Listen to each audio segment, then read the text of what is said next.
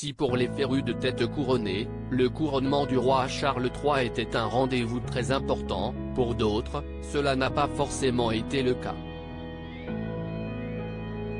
En effet, comme l'a rapporté le Mail Online, samedi 6 mai, les internautes ont été nombreux à détourner les images officielles de la cérémonie en vue de faire des blagues.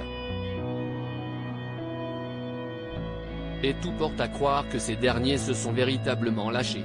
Si certains téléspectateurs ont rapidement comparé le carrosse royal à celui d'un célèbre film Disney, d'autres ont été plus taquins. Pour cause, lorsque le roi Charles III a dû prêter serment sur la Bible, un utilisateur de Twitter s'est alors amusé à remplacer cet ouvrage par les mémoires explosives de son fils Harry, le suppléant. Même constat lorsque la députée Penny Mordaunt est apparue à l'écran. Alors qu'elle tenait une épée devant le roi au cours de la cérémonie, cette dernière n'a pas échappé aux vannes des internautes.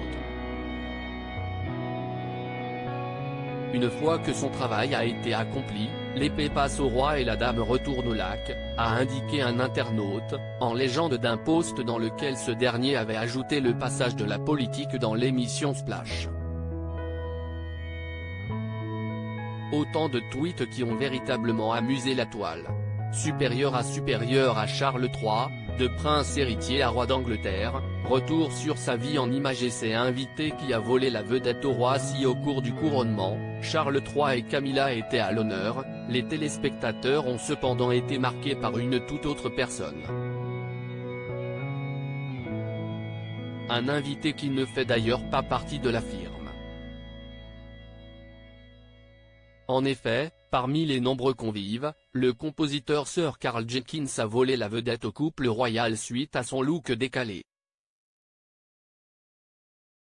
En effet, comme l'a souligné le Mirror, lors de la cérémonie, le musicien gallois s'est démarqué du reste de l'assemblée avec sa coiffure, son imposante moustache blanche et ses lunettes d'aviateur au vert teinté. Une tenue qui a fait réagir de nombreux internautes. Je ne sais pas grand-chose à propos du couronnement, mais je sais reconnaître un déguisement et cet homme est sans doute là pour essayer de voler les joyaux de la couronne, a notamment commenté un utilisateur de Twitter, amusé par la tenue de ce dernier.